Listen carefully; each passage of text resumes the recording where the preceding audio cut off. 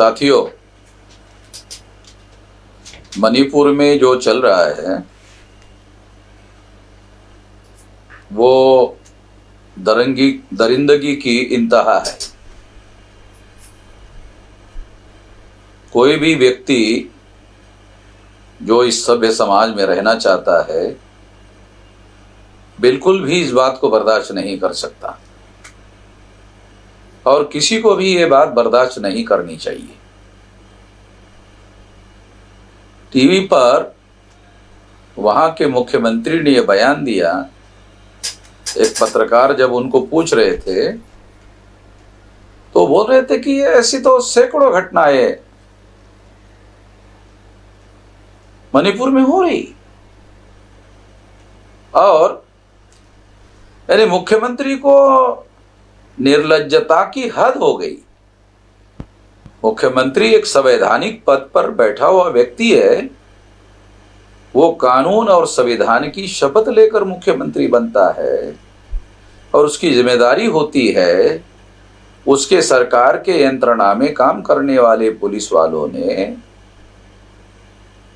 आदिवासी महिलाओं का ये कहना है जिनको निर्वस्त्र घुमाया गया, जिन पर अन्याय और अत्याचार किया गया, उनका बयान है कि ये सरकार के लोगों ने और पुलिस वालों ने उनको हिंसा करने वालों को हैंडओवर किया। ये तो हैरान करने वाली बात है। और अगर ऐसा है तो अगर मुख्यमंत्री को बर्खास्त कर दिया जाए और उनको हिंसक भीड़ के पास उसको हैंडओवर कर दिया जाए तो क्या वहां के मुख्यमंत्री ऐसा अनुभव लेना चाहेंगे, ऐसा अनुभव करना चाहेंगे? तभी उनको एहसास होगा, रियलाइजेशन होगा। हद हो गई, हैरान करने वाली बात है। इस तरह का बयान कि सैकड़ों घटनाएं मणिपुर में हो रही है, सैकड़ों घटनाएं मणिपुर में हो रही है, वहां इंटरनेट पर पाबंदी लगाई हुई है। दुनिया वालों को सैकड़ों घटनाएं हो रही है मुख्यमंत्री कह रहे हैं और वो घटनाएं सारे दुनिया वालों को मालूम ना हो, इसकी खबरदारी सेंट्रल गवर्नमेंट ले रही है क्योंकि सेंट्रल गवर्नमेंट के पास इंटरनेट के पावर है।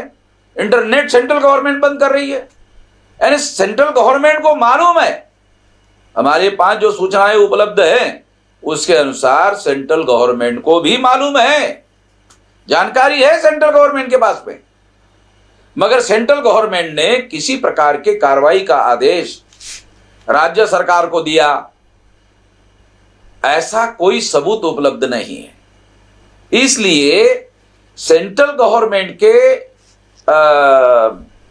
इनएक्शन की वजह से, यानी किसी प्रकार की एक्शन ना करने की वजह से ये सारा मामला इतना गंभीर हुआ है, ऐसे कहा जा सकता है। इसलिए मैं ऐसा मानता हूं कि जिस तरह की व्यवस्था, जिस तरह का हंगामा और जिस तरह की घटना घटित हुई, उससे वहां की कानून और व्यवस्था की स्थिति पूर्णतः फेल हो गई है। गवर्नर का खुद बयान है, गवर्नर ने जो बयान दिया उस पर भी मैं बहुत हैरान हूं। गवर्नर को उस सरकार को बर्खास्त करने के लिए सेंट्रल गवर्नमेंट को रिपोर्ट भेजना चाहिए। गवर्नर ने यह काम किया ऐसी कोई खबर नहीं है।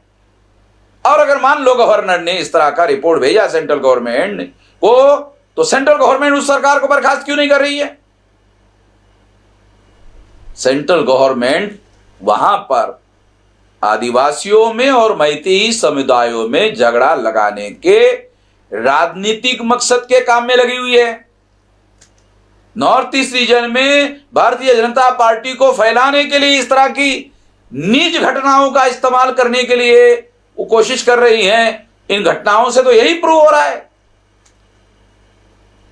इस तरह की नीचता का प्रदर्शन सेंट्रल गवर्नमेंट भी कर रही है, ये नाकाबिले बर्दाश्त है। इसको बिल्कुल भी बर्दाश्त नहीं किया जा सकता। इसलिए हमने पहले ही भारत सरकार ने जो कॉमन सिविल कोड का मुद्दा उठाया था, जिसकी वजह से आदिवासियों के जो कस्टमरी लॉज है वो खत्म होते हैं, उसके विरोध में भारत बंद का हमने ऐलान किया था। तो उसका तीसरा चरण 27 जुलाई को है, और 27 जुलाई को जब है तो 27 जुलाई को मैं सारे देश भर के कार्यकर्ताओं को आदेश निर्देश देता हूं कि वो प्रदर्शन रैलियों में इस मुद्दे को शामिल करे। भारत बंद में तो वो शामिल ही है, प्रदर्शन रैलियों में इस मुद्दे को शामिल करे, और शामिल करके जिला लेवल पर सारे देश में 31 स्टेट में ये प्रदर्शन रैलियां किया जाए, कमिश्नरी लेवल पर किया जाए, डिस्ट्रिक्ट लेवल पर किया जाए, तहसील लेवल पर किया जाए, ब्लॉक लेवल पर किया जाए, ग्राम पंचायत लेवल पर किया जाए।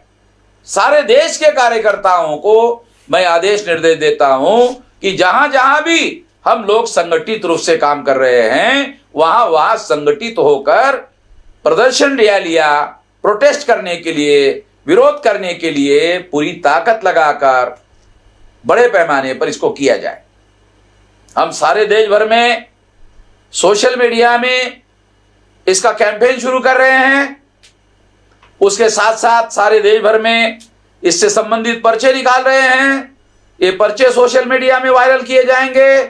इसके अलावा वॉल पोस्टरिंग सारे देश भर में किया जाएगा। इसके अलावा सारे देश भर में वॉल पेंटिंग किया जाएगा। सारे देश भर के लोगों को इसके लिए पब्लिसिटी करने के लिए भी आदेश और निर्देश दिया जाता है, और पूरी ताकत लगाकर ऐसे किया जाए। मैं ऐसे मानता हूं ज्यादा से ज्यादा लोगों तक ये आवाज पहुंचे, इसलिए पब्लिसिटी पर भी विशेष ध्यान देना होगा, क्योंकि ज्यादा लोगों तक आवाज पहुंचे, ज्यादा लोग प्रोटेस्ट में शामिल हो।